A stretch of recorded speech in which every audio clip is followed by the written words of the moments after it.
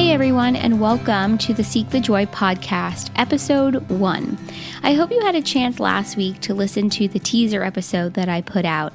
As I said, my name is Sydney, but I didn't really introduce myself to you. I am 26 years old. I am native to Los Angeles, California. I am a law school graduate. I hope to focus my career on championing and really transforming the climate crisis. That's really where my big passions lie. I didn't go to law school, though, thinking that my career would be going in that direction. I actually had dreams of being a prosecutor and maybe even a judge one day. And I spent my first summer working at the Major Crimes Division at the LA County District Attorney's Office. And it was about 3 weeks in that I realized this is not my path. And through other opportunities that I found for myself throughout law school and beyond, I really honed in and figured out what I am passionate about and what I want to do with my life and my career. And in part, those passions are not only what motivate me, but they also bring me joy. And I feel the most joyful when I am creating, when I am strategizing, when I am just involved, when I'm in the middle of it. I also have other passions though, and some of those passions are things I don't often have the chance to talk about or really even explore. One of those passions, honestly, is reading. I love picking up a good new book. I would say, though, through law school, I really didn't have that opportunity all that often, and it's something in the post-grad period of my life I've really tried to pick up again. I love listening to podcasts, which in part inspired me to try and jump in and start my own. I love talking. I really do. I love engaging in conversation and debate and exchanging ideas. I love hearing other people's ideas and learning more about them through the way they think and the way they look at the world and what they perceive. I consider myself a spiritual person as opposed to a religious person. My faith background is Judaism, and while I love the culture and the traditions, being Jewish never really defined me, and I think oftentimes I tried to have it define me as a way to sort of fit in with my peers, but it's only been in the last, I would say maybe 3 years, 2 to 3 years, that I've started to embark on my own spiritual journey, which is just so different and so far outside the realms of Judaism, although there are some crossovers, and maybe at a later point that's something that I will talk a little bit about. But moving past my background, I thought I would just give a little bit more insight or an introduction into the name and the origin of the Seek the Joy podcast. About 3 years ago, I was having a conversation with a friend, and he said, "Sydney, you need more joy in your life. You need to seek the joy." And I just remember sitting there going, "What the hell is he talking about? What do you mean, seek the joy?" But the more that I sat with what he said, and the more that I was honest with myself and where I was at in my life at the time, the phrase seek the joy really resonated with me. The truth is, at the time, and if we're going to rewind to when he said this to me, it was about 2014. In 2014, I was a second-year law student, completely buried in work. And for those of you who have gone to law school or done a professional program, whether it's your master's, MBA, PhD, whatever it might be, I'm sure you know the amount of work and reading and writing and real world experience and everything else that goes into getting these degrees. And I was just completely buried in work. I was on the moot court team. I was writing appellate briefs. I was working outside of law school. I was trying to maintain some sort of social life and some sort of balance outside of school. But the truth was, I didn't have any joy in my life. My life was routine, but not the kind of routine that you wake up every morning and you feel excited about. It was the kind of routine where I knew what time I needed to be in the car to get to school so that I wasn't late for class. That was the kind of routine I was in. So the phrase seek the joy really struck a chord, and it really resonated with me. And I just had no idea where to start. And so what I decided to do was I decided that I needed a permanent reminder of the fact that I need to seek the joy. And so I went online and I found a company that makes bracelets, and I made a bracelet. It's a very simple bracelet. It's just engraved with the words "Seek the Joy." And I have this bracelet, and I keep this bracelet and I wear it as just a little reminder to myself that no matter the situation, no matter the circumstance, no matter the bad day or the bad week, or sometimes the bad weeks, I have the power to remember what brings me joy. I have the power to stop, seek out what brings me joy, and then incorporate it into my day. And I'm going to post a picture of this bracelet when this episode comes out on my Instagram page, which is @seekthejoy_.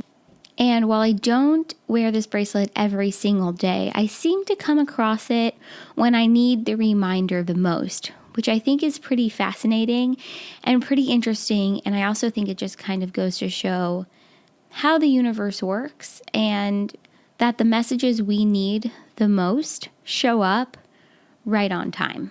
I know I touched on this a little bit in the teaser episode that I released last week, but we live in a world right now where there's just so much unrest and discomfort and pain and suffering. And in many ways, Mother Nature is literally screaming at us. I mean, with the natural disasters and the domestic terrorism and the violence and everything else that is just going on right now, I don't know about you, but for me, more often than not, it's very difficult to feel joy, to feel joyful, to feel optimism, to maintain the perspective that keeps me in a good, positive place.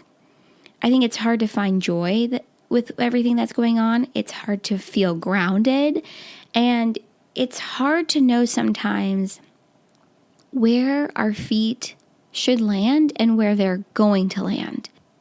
And I know for myself, without the community that I have around me of my family and my friends and the people that I follow on social media and the books that I've read and I keep reading and things that I do to try and help myself stay grounded, which, by the way, I would say 7 times out of 10, I am not successful, especially with things that have gone on in my personal life over the last several years.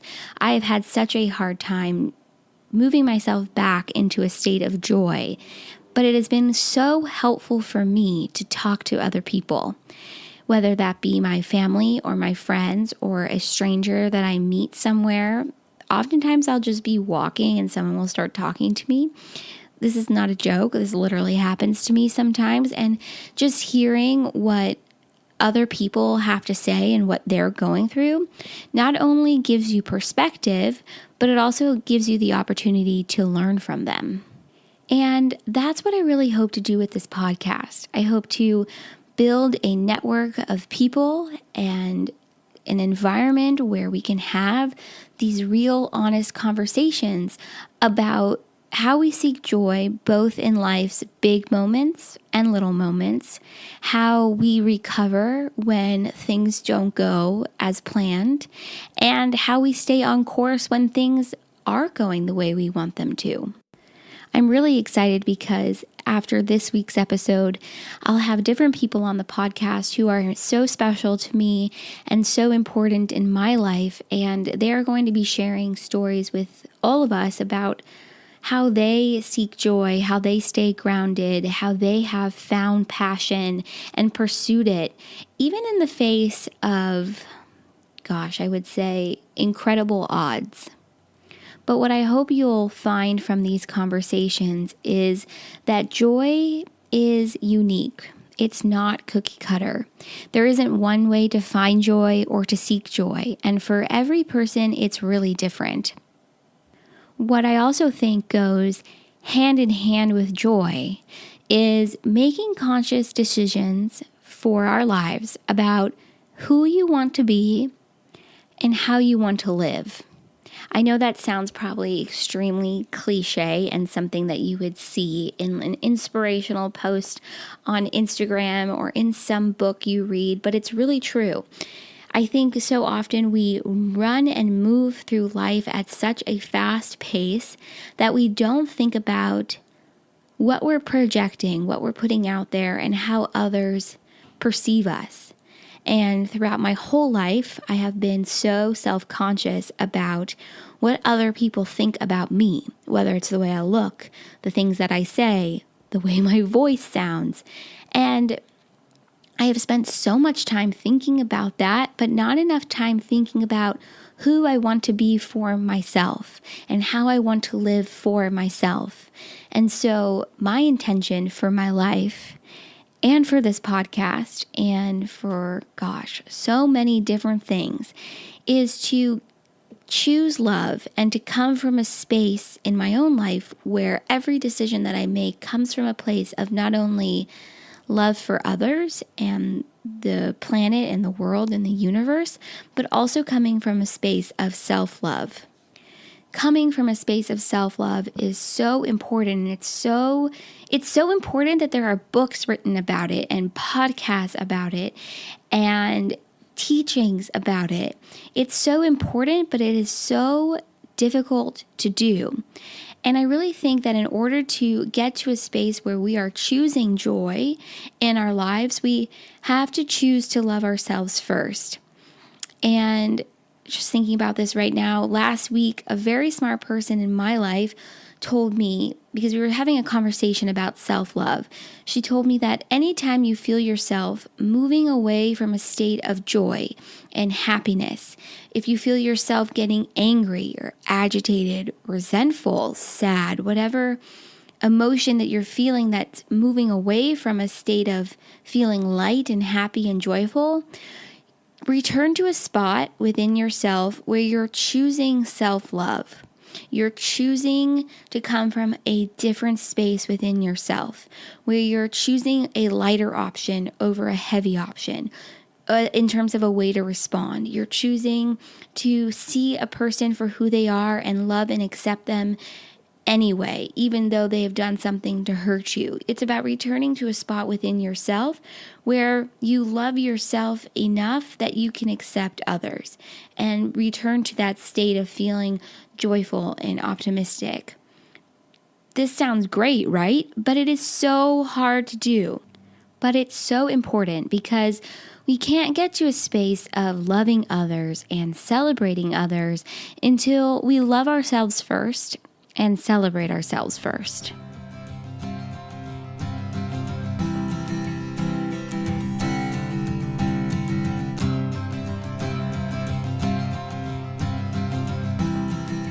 So I hope this makes sense. And even more than that, I hope that this resonates with others, because I think too often there isn't enough conversation over topics that are vulnerable and topics that will actually bring about change in each one of our lives. I think especially with everything that is going on in the world today, so often we talk about what we can do on a global scale to bring about change, but we never talk about what we can actually do within ourselves to bring about that change. I think if we want more love and kindness, patience and tolerance and peace and prosperity in the world, and less anger, less war, less violence, we need to start by loving ourselves first and treating ourselves with kindness and patience first, and treating others with that same love and kindness and seeking joy alongside it. And the more that we do that, the more it will be projected out into the world. So I would really love to hear from you and hear about what you do to seek joy in your life, how you stay grounded, how you stay motivated, how you maintain a positive attitude despite everything that's going on in the world and in your personal life, because I think it is so important to have these conversations and to really learn from what other people are doing. Like I mentioned in my little sneak peek episode last week, I am by no means a professional joy seeker, and I am learning as I go. And I know that there is so much that I can learn from all of you. There are so many wonderful and insightful and brilliant people out there, ranging from spiritual teachers to gurus, motivational speakers, life coaches, our friends, family, who have such amazing advice and tactics and things we can learn from them about choosing joy and living in light and being happy and remaining true to ourselves no matter the circumstances. But I don't feel that there is enough conversation about what it has taken them to get there and what they've learned along the way. And so my hope for this podcast and through the conversations that I'm going to have, I really hope that we start to break down the barrier to entry, and by having real conversations, more of us can seek the joy. So that's it for episode 1, my first solo podcast. Next week is our first episode with a guest, and I am really excited about it. I'm going to be joined by a really good friend of mine to talk about her side hustle and how building a business out of a hobby really has brought her so much joy and has helped her move through some difficult moments in her life. I would love to hear your feedback about this episode. Are there things that I mentioned or talked about or didn't talk about that you would like to hear more of? Or things that I talked about that you don't want to hear more of? You can send me an email at seekthejoy08@gmail.com. I'll include the email address in the show notes for this episode, and I would just really love to hear from you all.